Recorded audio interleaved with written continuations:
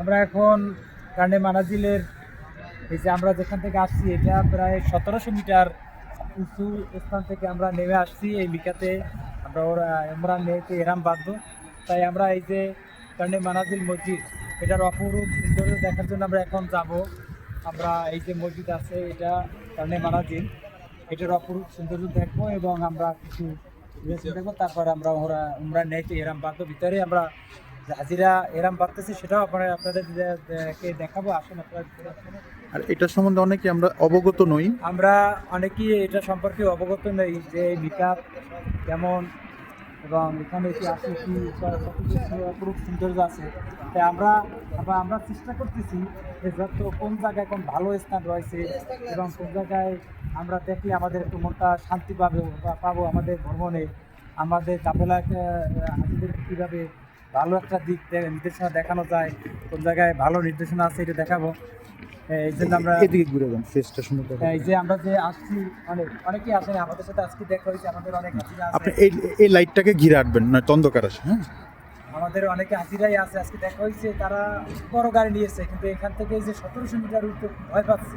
কিন্তু আমরা যে কত সুন্দর উপভোগ করছি, আমাদের হাজির উপভোগ করছে, এই বিষয়ে আমাদের একটা হাজির মুখ থেকেই শুনবো যে আসলে সে কতদূর আজকে যে এই বিকেটটা অতিক্রম করলাম এবং আমরা যে পাড়ি দিলাম যে আমরা ব্যাগটা তুমি ব্যাগটা দাও দিদি।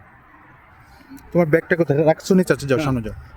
আমাদের এই হাজিদের তার নিজের সম্পর্কে তার উক্তির সৌন্দর্য আজকে যে আমরা যে এই মক্কা শরীফ থেকে আমরা যে তাই ভ্রমণে আসলাম এবং এই মিকাতে নিয়ে আসলাম, কতটুকু মানে মনে শান্তি তৃপ্তি তুমি পেয়েছো আমাদের?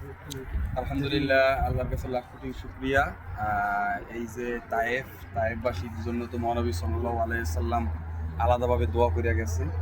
তো এই জায়গার পরিবেশটা হলো মানে একদম ঠান্ডা বাতাস, একদম আর এটা তো মনে হয় যে মন জুড়ানো ঠান্ডা বাতাস। 1700 ফুট উপরে, সম্ভবত 1700 মিটার ভূমি থেকে 1700 মিটার ভূমি থেকে 1700 মিটার উপরে, প্রায় 6000 ফিটেরও বেশি। 6000 ফিটের উপরে। তো আসছি, খুব ভালো লাগছে আলহামদুলিল্লাহ। আর আমাদের যে হজ কাফেলার যে গ্রুপটা আছে তাদের সবচেয়ে প্রাকৃতিক সৌন্দর্য এবং তাদের রাস্তা এবং এটার যে অপরূপ সৌন্দর্য করে তুলেছে। তায়েফের যে প্রাকৃতিক যে সৌন্দর্য, তাদের যে স্থাপনা, তাদের যে দৃশ্য, স্থাপত্য শৈলী যা আছে, তা যদি কেউ যদি উমরা পালন করতে যদি আসে তারা দেখতে পারবে, তা ছাড়া বলে বোঝানো যাবে না। অনেক সুন্দর সুন্দর দৃশ্য আছে, অনেক আছে। হ্যাঁ, ইনশাল্লাহ আমরা এখন মসজিদটা একটু দেখি। আপনারা আমাদের একজন হাজির সাহেবের মুখ থেকে শুনলেন যে কতদূর সে উপভোগ করেছে এবং সে আমাদের সাথে আসছে। আমরা এখন এখানে মারাজুল মসজিদের ভিতরে যাবো এবং একজন হাজির মুখ থেকে শুনলাম যে সে কতটুকু সন্তুষ্ট, এবং আমরা এখন ভিতরে ঢুকবো এবং কারণ মারাজুল মসজিদের ভিতরে যে অপরূপ সৌন্দর্য এই সৌদি সরকার করে রেখেছে, এটা এখানে কেউ যদি না আসে তাহলে ভ্রমণে না আসে তাহলে কেউ কিছুই বুঝতে পারবে না। তাই আমরা এখন আপনাদেরকে তার ভিতরে দেখাবো।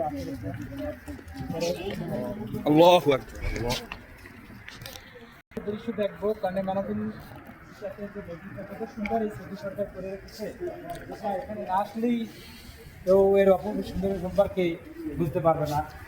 অনেক সুন্দর। এই যে আমরা প্রথমে দেখাবো যে এখানে কীভাবে এহরাম বাঁধে এবং এর ভিতরের যে দৃশ্যটা, এই যে এখানে এর ভিতরে ঢুকে একজন হাজি এখানে বসে ওরা এহরাম বাঁধতে পারে। অনেক খুব সুন্দর একটা দৃশ্য দিয়ে এখানে একটা ব্যাগ ঝুলে রাখতে পারে। মানে একটা সৌন্দর্য বিষয় যে একটা গোপনীয়ভাবে সে ইচ্ছে করলে কাপড় খুলে তারপরে এহরামটা বাঁধতে পারে। ইনশাল্লাহ আমি দেখাবো কিভাবে এহরাম বাঁধে। আমি আপনাদেরকে উজুখানা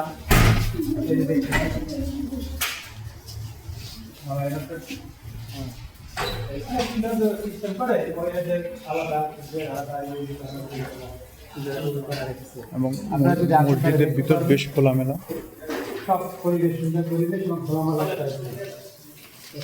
এই যে আমাদের ধারে ইনশাল্লাহ একাই এরম এবার বাচ্চা বাচ্চা পর্যন্ত আমি বেঁধে দিয়েছিলাম। আপনি যে এই যে আসলেন আপনি তাইপের উদ্দেশ্যে মাইক্রোফোনটা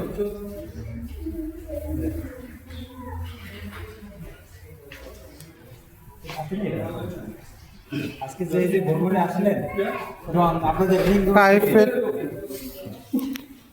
যে তাই ভ্রমণে আসলেন, কতটুকু সন্তুষ্ট এবং মনের আবেগ থেকে আপনি কিছু যদি বলতেন। বিসমিল্লাহির রহমানির রহিম। পরম করুণাময় আল্লাহর প্রতি আমার লাখ লাখ শুকরিয়া আদায়, এবং এই পৃথিবীতে কামরুল ভাইয়ের মাধ্যমে আমি এখানে এসে তার ভালোবাসা এবং তার যে অক্লান্ত পরিশ্রম তাতেও আমি শুকরিয়া আদায় করছি। এবং বিসমিল্লাহির রহমানির রহিম, পরম করুণাময় আল্লাহর কাছে লাখ লাখ শুকরিয়া আদায় করছি, এবং শুকরিয়া আদায় করছি পবিত্র উমরা পালন করার সময় কামরুল ভাইয়ের মাধ্যমে, তার এজেন্সির মাধ্যমে এখানে এসেছি, এবং তার যে ভালোবাসা এবং তার যে অগাধ পাণ্ডিত্য আছে, জ্ঞান গরিমা আছে এ বিষয়ে, তাতে সেবার মান সেটাও আমি খুব খুশি হয়েছি। তো আল্লাহ তাআলার প্রতি অশেষ কৃপা যে তিনি এই অপূর্ব সৃষ্টি এই পার্থিব জগতে করেছেন। এই মসজিদ কান্ডে মানাজিল, এটা মিকাত, কারণে মানাজিল মিকাত, যেখানে আমরা আবার উমরার জন্য করেছি, এহরাম পরিধান করলাম এখানে এসে। খুব সুন্দর জায়গা এবং খুব ভালো লেগেছে। আল্লাহ তাআলার গুণকীর্তন করে আসলে শেষ করা যাবে না, আর এখানে না আসলে বোঝাও যাবে না যে আসলে আমরা যে আল্লাহর যে কী রহমত যে আমরা বেঁচে আছি এবং এখানে এসেছি, এবং এই অপূর্ব লীলা আল্লাহর, এটা মর্মে মর্মে উপলব্ধি করার জন্য আসলে আমাদের এই জায়গায় আসা উচিত আমাদের সবাইকে, এবং সবাইকে আন্তরিকভাবে এই ইসলাম ধর্মের যে নিয়মাবলী সেটা পালন করা। এক সেকেন্ড। এবং ইসলাম ধর্মের জন্য আমাদের এই কারণে মানাজিল থেকে মিকাত শরীফ থেকে কাবা শরীফ পর্যন্ত যেতে আমাদের প্রিয় নবী হযরত মুহাম্মদ সাল্লাল্লাহু আলাইহি সাল্লাম কতটুকু কষ্ট করেছেন মানব জাতির জন্য, এটা যদি আপনারা না দেখেন তাহলে এটা আমরা কখনোই বুঝতে পারবো না হজের মাহাত্ম্য কি এবং আমাদের নবীজি কেন মহামানব হয়েছিলেন। এক মিনিট আমি বলবো। আচ্ছা, হ্যাঁ, শুরু করেন।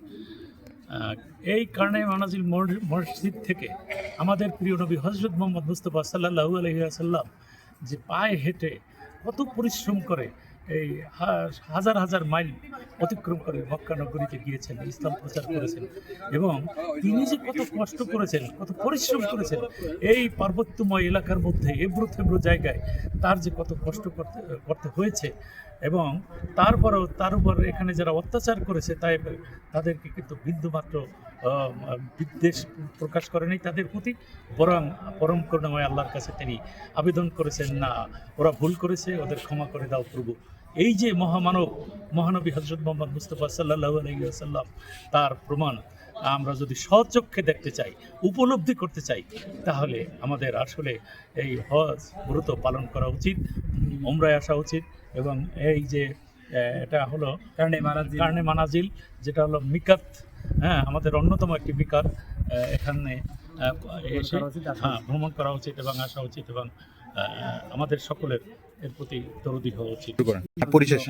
পরিশেষে আমি সবার কাছে বলতে চাই যে আমার অঞ্চল থেকে অন্ততপক্ষে আপনারা যারা উমরা হজ পালন করতে চান, তারা আমাদের প্রিয় কামরুল ভাইয়ের মাধ্যমে, তার এজেন্সির মাধ্যমে যদি আসেন, তাহলে বোধহয় আরও সহজভাবে, আরও ভালোভাবে নিয়ম কানুন এবং এই পদ্ধতি সম্পর্কে তার যে অগাধ পাণ্ডিত্য রয়েছে তা দিয়ে আমরা মনের মতো বা ইসলামী যে নিয়ম সে অনুসারে আমরা পালন করতে পারবো। আমি আহ্বান জানাই, আপনারা ইনশাল্লাহ তার মাধ্যমে আসতে পারেন বা আসার চেষ্টা করবেন বলে আমি মনে করি। আসা উচিত, আসার চেষ্টা করবেন। এখন হচ্ছে আঙ্কেল নেবেন যে আমাদের আরেকজন শ্রদ্ধেয় সাথী যিনি ঢাকা থেকে।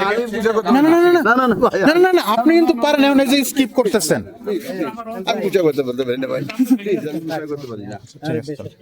আমি তো আমার অঞ্চলের কথা বলছি, আমি কইনি হগুলিয়ান, আমি বলছি আমার অঞ্চলের, আমি জানি আপনি